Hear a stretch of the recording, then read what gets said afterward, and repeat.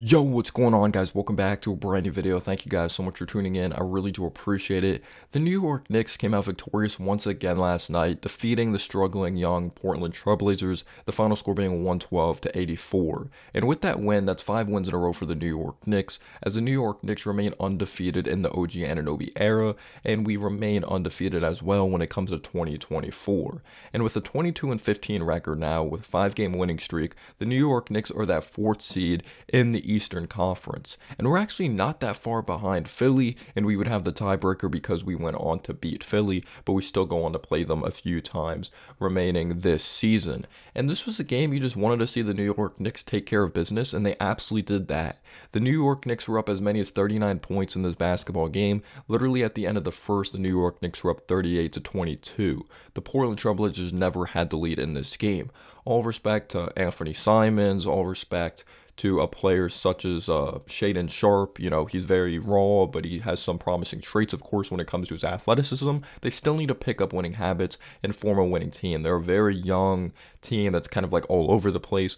Literally the first possession of the game, the New York Knicks took advantage of them on the defense side of the basketball. First possession, Trailblazers come down on the offensive side of things. I believe Scoot Henderson tried to attempt a cross-court pass or swing it to the left wing. And you know who jumped the passing lane? First play of the game, Dante DiVincenzo. He jumps the passing lane and he's able to throw it down. And then he was able to showcase his three-point shooting a little bit as well when it came to that first half, as he was able to execute from downtown. Wasn't trying to do too much as always. He did a really good job swinging the rock and getting shots within the offense. He definitely took some heat check shots, but Dante DiVincenzo does have that range, as he was very solid in this basketball game, finishing with 14 points. This was overall a team contribution, even though this was a blowout, and give credit to Tom Thibodeau for actually taking out the starters when it came to the fourth quarter.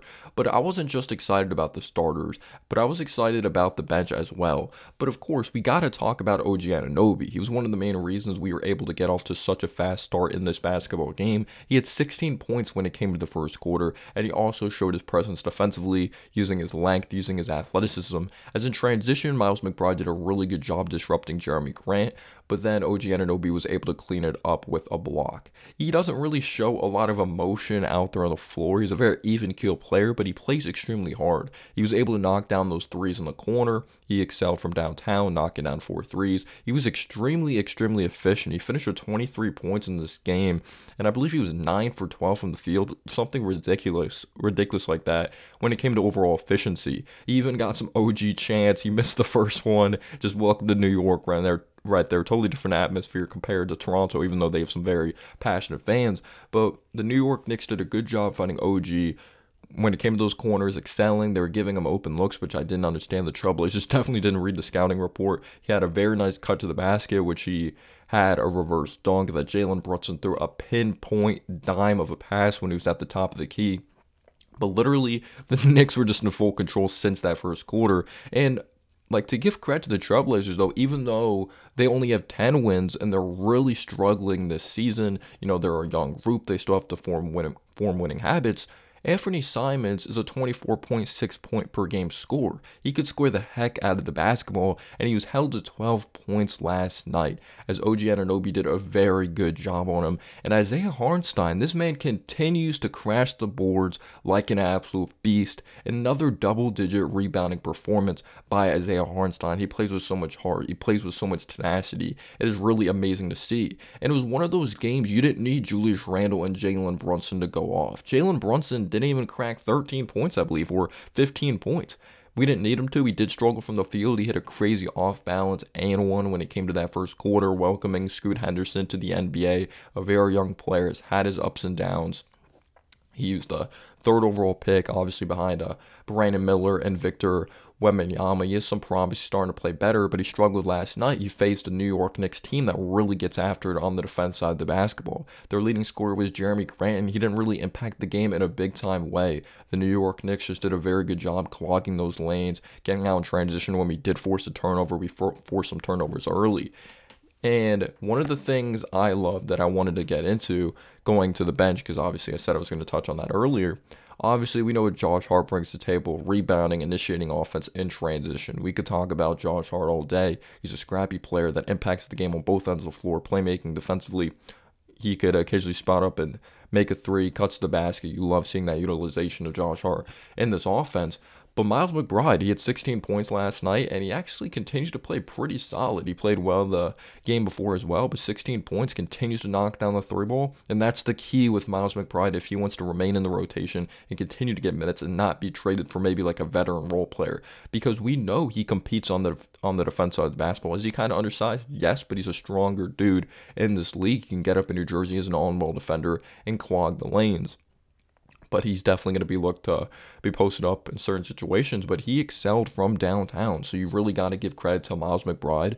Julius Randle and Brunson, again, weren't very efficient, but Jalen Brunson still found a way to distribute the basketball, as Jalen Brunson finished with 7 assists. And Julius Randle, who had 20 points, he actually finished, I believe, with 9 assists in this game when I'm looking at the box score, where he had 8 assists to 2 turnovers. He had 20 points, 8 assists, 7 rebounds. And yeah, Jalen Brunson had 7 assists out there on the floor. I thought everyone in the starting lineup really played their role well. If this was a different, more competitive game, I do think OG Anunoby would have looked to be found more within the offense and feed the high end, but because it was such a blowout, we just let everyone get theirs. But yeah, Miles McBride had 16 points. He played very well out there on the basketball floor. 6 of 13, 22 minutes, 4 of 7 from 3. Quentin Grimes continues to excel in this bench role as well. He finished with 17 points, 4 of 9 from 3, 5 of 11 from the field, 4 rebounds, 1 assist. He's definitely better when it comes to that second unit.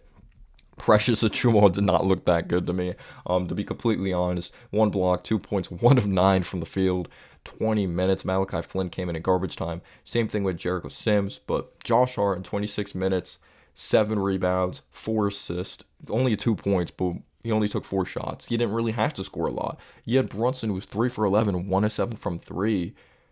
Only 12 points, but the Knicks still were up as many as 39 points in this game and were up 38-22 at the end of the first quarter. This game never got competitive. We kept Jeremy Grant in check from having a big game.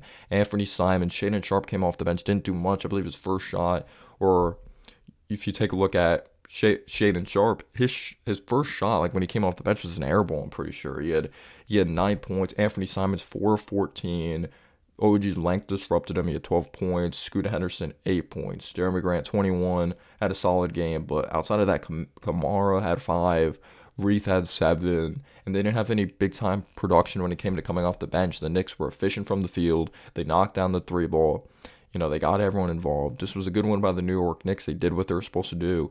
And if the Knicks want to continue to look very serious, the Knicks, or look like a serious group, they play the Dallas Mavericks next. Dante Exum is actually an important role of that, an important part of that basketball team. I don't know if he's still out with that heel injury. I know he missed last night's game, but we play the Mavericks tomorrow. If the Knicks can make a statement in Dallas in a win like that, oh baby. Let me know down below your thoughts on this basketball team. The New York Knicks are rolling. Peace out, y'all.